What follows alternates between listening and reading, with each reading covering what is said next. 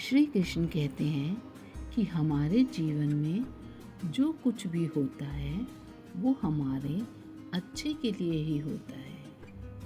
कई बार मनुष्य का जीवन ऐसे मोड़ पर लाकर खड़ा कर देता है जहाँ हम खुद को असहाय, हारे हुए महसूस करते हैं। हम सोचते हैं कि हमारे साथ सारा बुरा ही क्यों हो रहा है, लेकिन सत्य यही है कि हमारे जीवन में जो कुछ भी होता है वो हमारे अच्छे के लिए ही होता है। अगर कुछ बुरा हो रहा है तो वो अच्छा आने के लिए ही होता है। अगर हम कोई सपना देखते हैं और वो पूरा नहीं होता, वो टूट जाता है, तो समझना चाहिए कि हम नया सपना देखने का समय आ रहा है। अगर कोई रिश्ता हमसे छूट जाता है तो समझो किसी नए रिश्ते की जगह बन रही है। अगर कोई भी अवसर आपके हाथ से निकल जाता है, आप कोशिश करते हैं पर आप नहीं कर पाते, तो ये इस बात का संकेत है कि आपके लिए उससे भी बेहतर अवसर प्रतीक्षा कर रहा है। श्री कृष्ण कहते हैं कि मनुष्य के जीवन में सब कुछ अच्छे के लिए ही होता है और आगे भी जो कुछ होगा अच्छे के लिए ही होगा। इंसान को हर परिस्थिति में छुपा हुआ संदेश समझना चाहिए। जब किसी पक्षी का घोंसला टूटता है तो वह उड़ने को मजबूर हो जाता है और यही उड़ान उसे ऊंचाइयों तक ले जाती है। जब रात काली होती है तभी तो सूरज निकलने वाला होता है। श्री कृष्ण कहते हैं मनुष्य का जीवन अपने आप सुंदर नहीं बनता।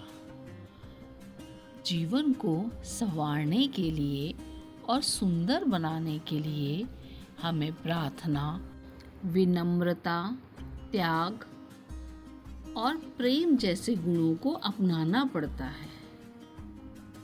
ये गुण ही हमारे जीवन को सुंदर बनाते हैं।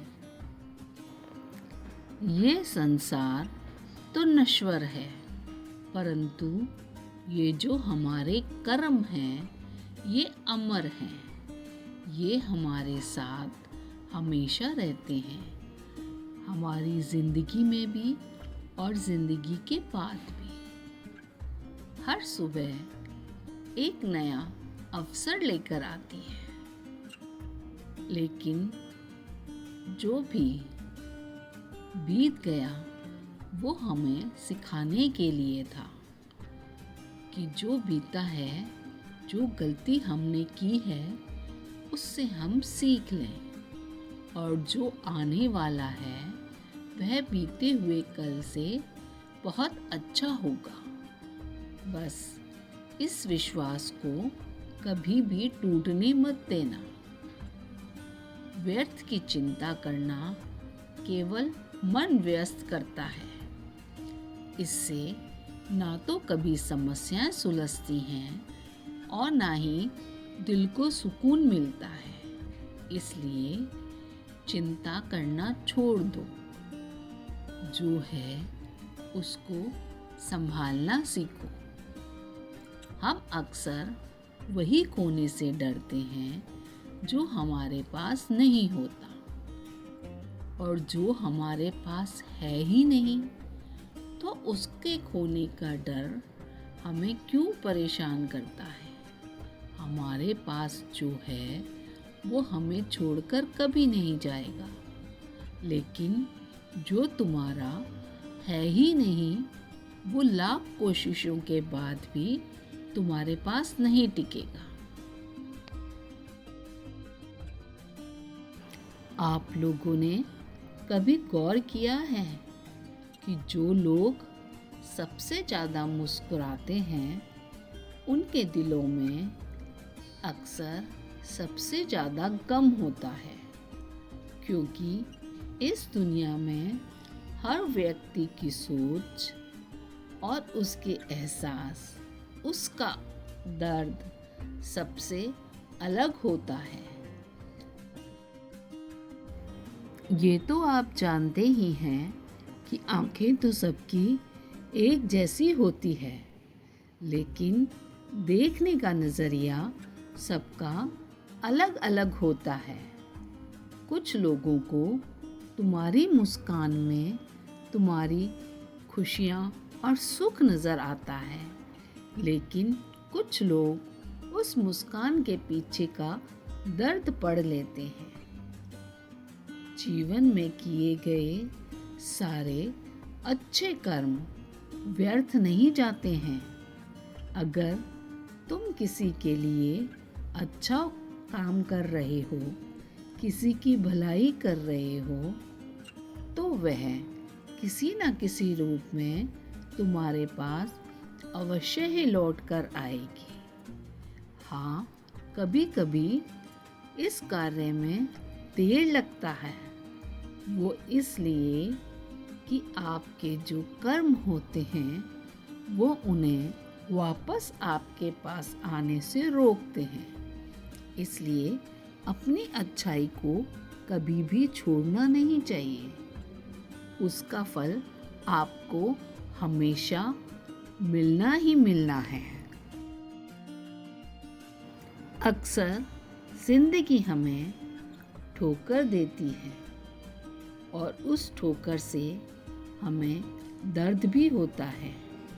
पर याद रखना, अगर आप ठोकर खाकर दर्द सहन कर कर संभल गए तो यही ठोकर तुम्हें मजबूत बनाएगी, तुम्हें गिरने नहीं देगी।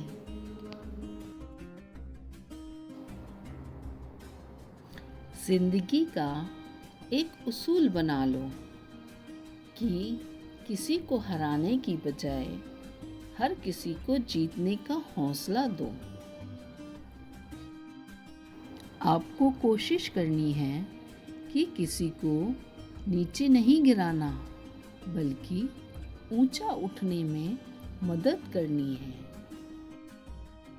जो सच्चे इंसान होते हैं वो यही चाहते हैं कि जो दुख उन्होंने झेला है, जो कष्ट उन्हें मिला है, वो किसी और को ना मिले, और जो खुशी उन्हें मिली है वो उन सबको मिले।